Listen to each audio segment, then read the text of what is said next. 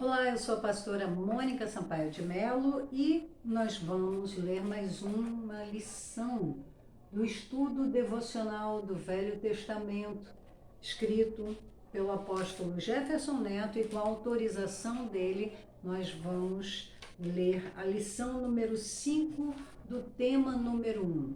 O tema número 1 são as Escrituras Sagradas. Nós já temos aqui no canal as 4 lições que fazem parte, né? As primeiras 4 lições deste primeiro tema. São 6 temas abordados nesse estudo devocional do Velho Testamento, com a finalidade de contribuir para o avivamento da igreja. Nós já lemos o estudo das Escrituras, a lição número 1, a lição número 2, a história das Escrituras, a lição número 3, a estrutura das Escrituras, lição número 4, a inspiração das Escrituras e lição número 5, o cânon das Escrituras. O canal do apóstolo Jefferson Neto, aqui no YouTube, é Jefferson Neto, Jefferson com 2 Fs, Neto com 2 Ts, e também o canal da igreja que ele pastoreia, New Time Church, na Grande Boston, em Massachusetts, nos Estados Unidos. Então vamos lá, lição número 5, o cânon das Escrituras. Texto bíblico, Daniel 7:10, Daniel 9:2, João 21:25, Apocalipse 20:12. E o texto principal é 2 Timóteo 4:13. Verdade prática, os livros que hoje compõem a Bíblia são exatamente aqueles que Deus planejou.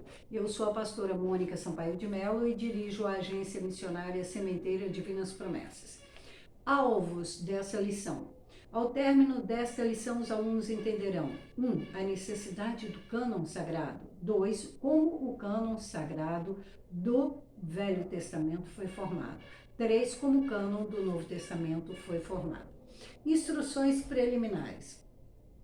No momento de se discutir os concílios católicos que influenciaram o fechamento do cânon, o professor precisa de habilidade do espírito para mostrar a ação soberana de Deus, mesmo em meio a um processo humano e político.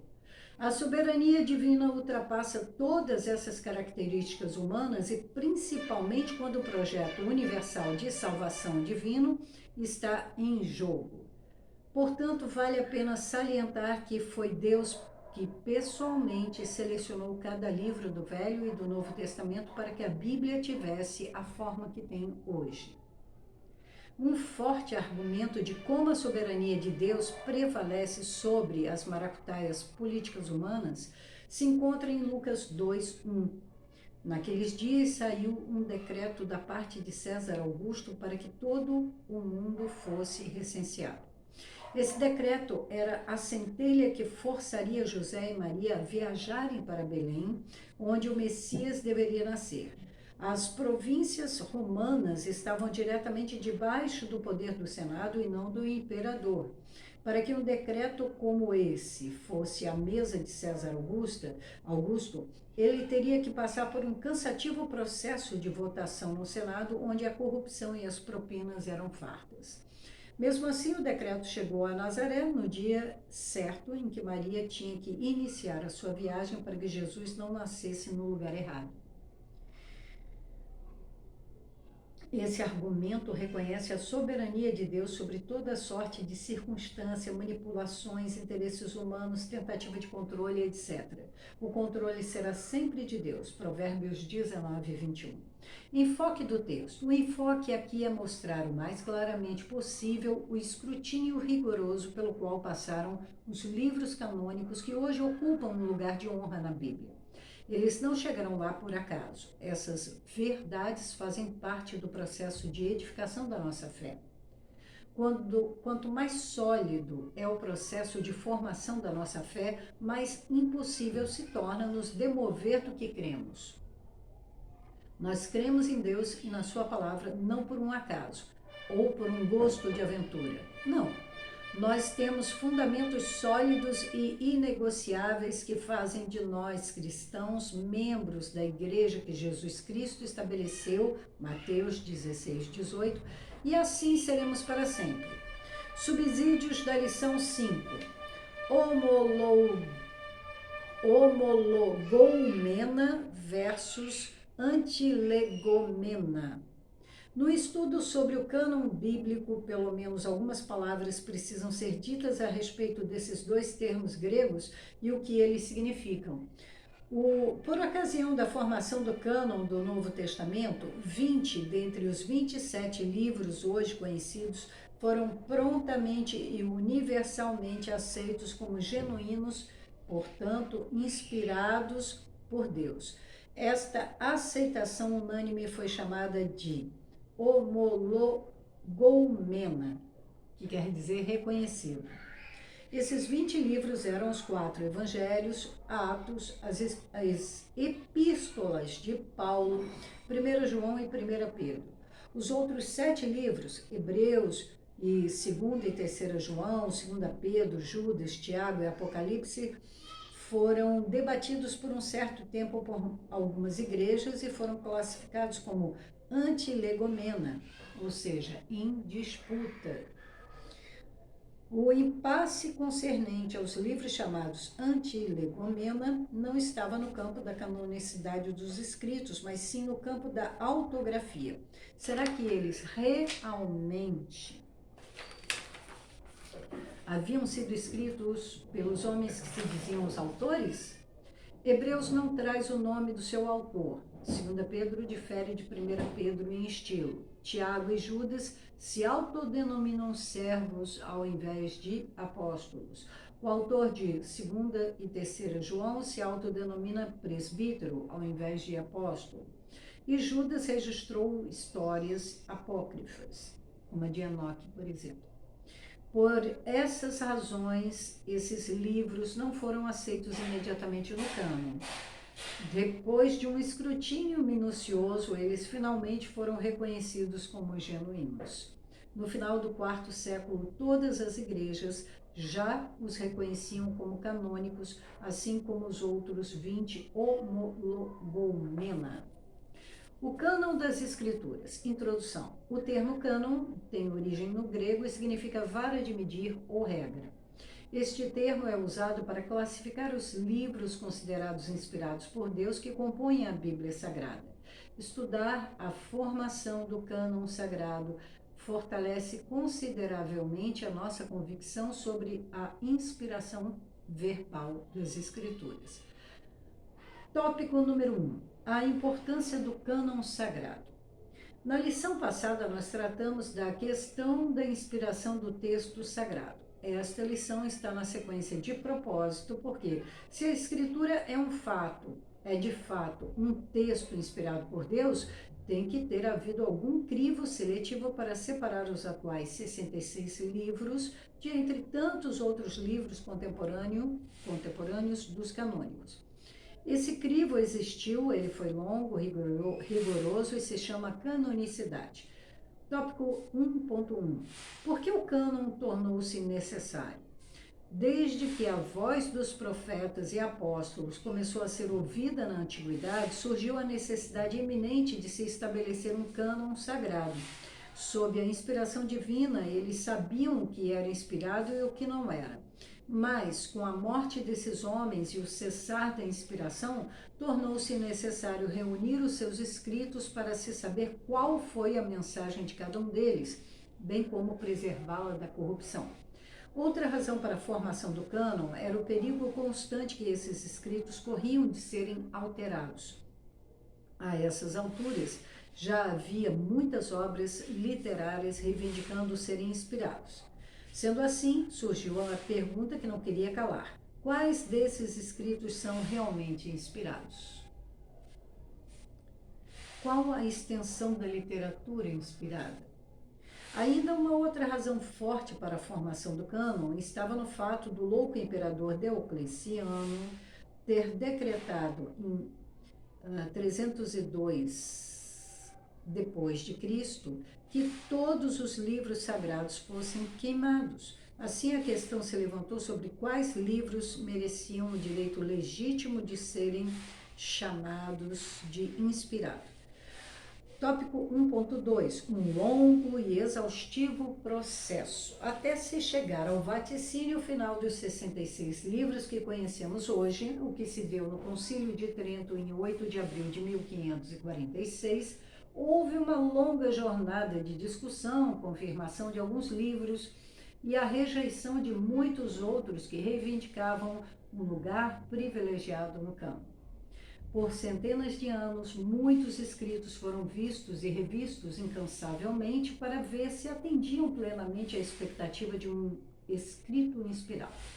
Em muitos casos, os próprios escolásticos dividiam suas opiniões e sempre que não havia consenso em relação a um certo texto, a discussão era suspensa e o texto em questão voltava para a fila de espera, para um outro dia que pudesse ser revisto. Tópico número 2, a formação do cânon do Velho Testamento. O Velho Testamento marca o início de todo esse processo canônico. Aliás, o povo judeu é pioneiro nesta façanha de reivindicar a função de porta-vozes de Deus. Se a inspiração fosse algo simples, teríamos muitos povos buscando o mesmo reconhecimento para suas literaturas. Alguns concorrentes do judaísmo surgiram milhares de anos depois que os primeiros textos judaicos inspirados já eram conhecidos de muitos. O Alcorão, o livro sagrado do Islã, seria um bom exemplo de candidato atrasado à posição de inspirado por Deus. O Islã nasceu no 7º século. Tópico 2.1, o processo gradual. A formação do cânon veterotestamentário foi gradual e composta de escritos que circularam ao longo dos séculos. Moisés foi o primeiro a sentir a necessidade de proteger os escritos inspirados. Ele ordenou que os livros da lei fossem guardados junto à Arca da Aliança, o que hoje sabemos ser uma atitude preventiva. O material usado para a escrita naquele tempo era, na sua maioria, orgânico e se deteriorava com o tempo. Ao mantê-los junto à arca, Moisés estava prolongando a vida útil daquele material orgânico, porque a arca sempre recebia um tratamento especial e nunca era exposta a mudanças climáticas. Aquela era também uma atitude administrativa visando proteger o cânon.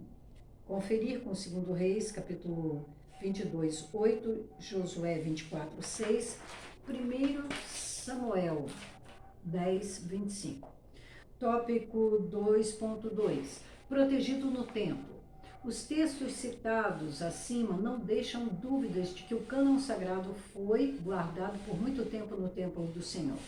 Todos os livros históricos e proféticos do tempo de Josué ao tempo de Davi foram reunidos e guardados no templo do Senhor. Depois da construção do templo, Salomão depositou dentro dele livros mais antigos, 2 Reis 22:8 e Isaías 34:16, e enriqueceu a coleção com os seus próprios escritos inspirados e também alguns textos proféticos. É por isso que vemos Daniel 9:2 referindo-se aos livros e Isaías ao livro do Senhor, Isaías 29:18 e 34:16. Tópico 2.3, tesouro incalculável. Após o tempo de Salomão, vários profetas foram levantados pelo Senhor para profetizar ao reino do norte, Israel, e ao reino do sul, Judá, aumentando incalculavelmente o tesouro literário inspirado do povo de Deus. Jonas, Amós, Isaías, Oséias, Joel, Miqueias, Naum, Sofonias, Jeremias, Ezequiel, Daniel, Obadias e Abacuque. Todos esses surgiram antes da destruição do Templo de Salomão, aumentando os escritos inspirados do povo judeu. Naum 1:1, Miqueias 3:16, 4:4, Zacarias 1:6. O cânon veterotestamentário, na forma em que conhecemos hoje, foi obra de Esdras e da Grande Sinagoga. A maioria dos antigos escritos judaicos confirmam este fato. Segundo o doutor e rabino Daniel Sperber, a Grande Sinagoga era composta de Esdras, seria o líder, Neemias, Ageu, Zacarias e Malaquias. Não há nenhuma dúvida de que esta coleção canônica já existia no tempo de Jesus e dos apóstolos. Lucas 4, de 16 a 20, Lucas 24, de 27 a 44. Tópico 3, a formação do cânon do Novo Testamento. O cânon do Novo Testamento foi sendo adicionado gradualmente ao do Velho Testamento. Os primeiros livros do Novo Testamento, na verdade, foram escritos já algum tempo depois da ascensão do nosso Senhor Jesus. Tópico 3.1. A tradição oral dos apóstolos. A história deixa clara que a primeira intenção dos primeiros apóstolos não era deixar nenhum legado escrito, e é aí que entra a soberania divina. O projeto inicial dos apóstolos era pregar, ou seja, contar o seu testemunho pessoal dos principais fatos ocorridos no ministério de Jesus. Marcos 16:15, Atos 1:21 e 22. Na explosão do Espírito no meio da igreja, todos saíram para dizer ao mundo quem Jesus era, o que ele fez e o que ele pode fazer com os que crescem nele. O único foco dos primeiros discípulos era ir e pregar, trazendo o máximo possível de judeus e gentios para o reino de Deus. 1 Coríntios 15, de 1 a 10. Tópico 3.2. Guiados pelo Espírito Santo. E isto muda absolutamente tudo, porque o Espírito sempre teve em mente o Novo Testamento, sem o qual seria muito difícil a existência da igreja. Então, gradativamente, os apóstolos começaram a escrever o que viram e ouviram, Lucas 1, de 1 a 4.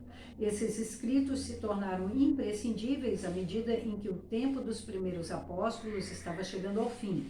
A própria comunidade cristã da época demandou um legado escrito para que a fé cristã tivesse um fundamento doutrinário vaticinado por aqueles que andaram com o Mestre ou por alguém próximo a eles. Assim surgiu os 4 evangelhos, não necessariamente no sentido cronológico, sendo 2 deles escritos por 2 apóstolos originais, Mateus e João. À medida em que os apóstolos saíam para estabelecer igrejas em todos os lugares, surgiu um novo desafio que eles ainda não tinham pensado: a necessidade de se manterem em contato com os novos conversos e doutriná-los. Assim surgiram as epístolas. Tópico 3.3. O fechamento do cânon. Isto se deu depois de um longo e cansativo debate teológico que visava estabelecer critérios confiáveis para se determinar quando e se um determinado livro era canônico ou não. A perseguição do imperador Diocleciano em 302 produziu por fim um bom resultado para a igreja, porque devido à ameaça do imperador de queimar todos os livros sagrados, os pais da igreja se despertaram para o crivo da canonicidade dos escritos do período da graça. Depois de algumas tentativas fracassadas de fechar o cânon em 382 depois de Cristo, em 405 depois de Cristo e em 1439, o Concílio de Trento finalmente encerrou o cânon do Novo Testamento no dia 8 de abril de 1546, da seguinte forma: dentre 55 possíveis votos, 16 se abstiveram de votar, restando apenas 39 votos válidos. Desses 39, 24 votaram a favor e 15 votaram contra, ou seja, o cânon foi aprovado com apenas 9 votos de vantagem. O número 8 representa novo começo, enquanto o 4, abril, é o número da Terra, e o número 9 representa o fim de um ciclo, pelo fato de ser o último número singular. Deus é glorioso. Conclusão. Um beija-flor bem aqui, bebendo aguinha. Conclusão. Essas coisas nos entusiasmam a continuar amando a palavra de Deus com todo o nosso coração e entendimento. Muita gente teve que pagar um preço altíssimo, às vezes de morte, para que a Bíblia chegasse às nossas mãos em nossa própria língua. Hoje podemos não apenas lê-la com liberdade, mas também pregá-la sem reserva para trazer vida a todos os que creem. Se você não leu as lições, se você não ouviu as lições anteriores, por favor, elas estão no meu canal no YouTube, canal Mônica Sampaio de Mello. Vamos prosseguindo aqui o estudo. A paz.